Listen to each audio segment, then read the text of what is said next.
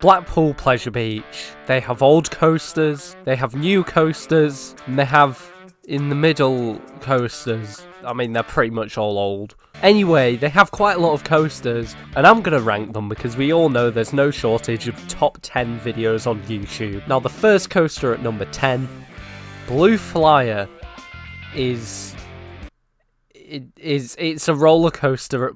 It exists. It's unique that it's a kiddie woods coaster. It has a tunnel, and it's blue. It's Blue Flyer. Anyway, on to the others. At number 9 is Steeplechase. I'm again going to say this is a very unique ride. There's hardly any of these left in the world. There's a few similar modern concepts that are surfacing as well at the moment. Like at Mirabilandia last year, they opened Desmo Race, which is a similar kind of single rail coaster. Oh my god, guys. Steeplechase was a single rail coaster before RMC Raptors, therefore it is better. In all seriousness though, Steeplechase is a fun little ride, good for families. Apparently some people say it's unbearable. It's really not. I mean, it's not the most comfortable ride in the world, but it's not really painful. Anyway, speaking of painful, because there's going to be a lot more of that on this list, at number 8, it's Infusion. Now, I'm aware that because this is a top 10 video, there might be quite a few people watching this that aren't enthusiasts. Then if you do like Infusion, then your opinion is wrong. So please change it. Infusion is a Vekoma SLC. What does that stand for? Substantial leg. SLCs are famous in the coaster community. Why? Because they hurt a lot. So enthusiasts complain about them, but then they will still ride one if they haven't, because we are hungry for them creds, you know. Infusion hurts, but if there's a load of people queuing for that instead of Icon, then is it really a problem? I don't think so. Next up, we've got Nickelodeon Streak. Nickelodeon Streak is a good family coaster, and it's got a bit of airtime, and it's orange. Besides that, Nickelodeon Streak has some interesting history. Before it got rethemed to Nickelodeon Streak, it had the amazing name of roller coaster. I'm not even going to try and make a joke about that one because it's a bit of a low-hanging fruit to pick on. Before that, it also uses the old lift hill of Velvet Coaster. Velvet Coaster had a Weatherspoons named after it, so you know it's good. Anyway, the next coaster at number 6 is Avalanche, a MacLeod's bobsled coaster. Now, personally, I'm not the biggest fan of these kind of coasters, but they're alright, and they are something different if you haven't been on one of them before. It feels fast-paced, and I know this shouldn't physically be possible, but last time I went on it, I seemed to feel airtime on the transitions. Now, given there's no upstop wheels keeping it to the track, I very much doubt that, but it still managed to give that sensation. Anyway, the next two, and the main two, Woodies at Pleasure Beach. If you want to hear more about these, I did make a full video on this. Yes, that's a shameless plug, but I need to mention this, because I'm going to keep these two a bit short, otherwise I'd just be repeating everything I said in that video. They're both pretty long. They both have some good airtime. They're both very fun, and they both have no regard to your physical health. Big Dipper, opening in 1923, is coming up to its 100th anniversary, and despite being that old, it still has a very good ride experience. There are rough patches, but there are some fun standing airtime moments, and you can avoid the roughness if you don't sit on a wheel seat. Now at number 4 with Grand National, you might not be so lucky. Sitting on a wheel seat to avoid the roughness is harder because there are less non-wheel seats. And if you're in the back row, good luck.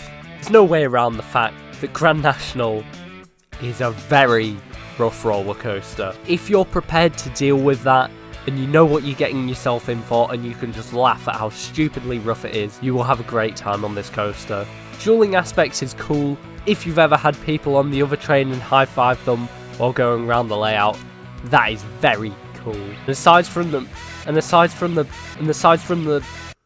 I give up. And aside from the dueling, the layout's actually very good, and there's some quite fun double downs that'll catch you off guard and that kind of thing. Now, into the top 3, yes, I have put Revolution at number 3. Everybody says Revolution is underrated, which kind of defeats the purpose of it being underrated. So, I think instead of saying it's underrated, we should say it's better than it looks, because it is just a vertical loop that you do forwards and backwards. Vertical loop itself is very intense, and the drops down into the vertical loop give a really weird feeling of airtime, because when you start to go down, you kind of just lightly float out of your seat, and then right at the end of the hill, you just get jerked out into the shoulders of your strengths, and it is very fun. It's cool going backwards as well, because you go forwards and backwards down identical drops. You don't have to worry massively about getting the front or the back row, because at either side you're going to experience the pull down the drop at one side or the other. That's Revolution, the aerodynamic shuttle loop. Speaking of aerodynamics, we have the big one. Again, like some of the other coasters at Pleasure Beach, the big one has a lot of history. It did used to be the tallest roller coaster in the world, and it is still, 26 years later, the tallest coaster in the country. Now, I'll admit, I am one of the people that looks at Magnum XL 200, the coaster at Cedar Point that inspires this, and thinks, that is so much better. What on earth did they do wrong? And yes, the big one will never be as good, and it doesn't have those crazy triangular airtime hills at the end, but the big one can be very fun. The key word there being can be, because the big one is very inconsistent. Sometimes it will go very fast, and you will actually get airtime on those triangles. Sometimes it runs a lot slower, you get no airtime whatsoever, but you do get absolutely beaten around in the roughness. I do think noticing the roughness is a symptom of being a roller coaster enthusiast who doesn't get that excited by things anymore and then realises that the ride doesn't have that much to offer, but it does give you a very nice feeling of zooming along that promenade, very high in the air, not 235 feet. Your life is a lie, don't believe the signs, it's 213 feet tall. It's not the best roller coaster in the world. It is getting on a bit, but it can give some very good rides, and it is often overlooked as just a big rough coaster when actually it has a lot more to offer. Now, after the big one was the icon of the park for 24 years, a much better coaster came along called Icon to be the icon of the park. I can't believe I actually just made an icon joke. Anyway, in 2018, we were blessed with Blackpool Pleasure Beach's first original new coaster. I'm looking at you, Infusion, that doesn't count, since the big one.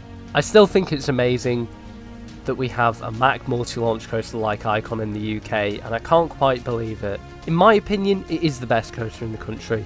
That might differ for other people, but Icon has a really good blend of pacing, airtime, rapid fire turns, and bits of intensity. The launches are weaker than a small child trying to push the train, but that's not the point. The point is that they didn't have much space and they needed to give the train some speed.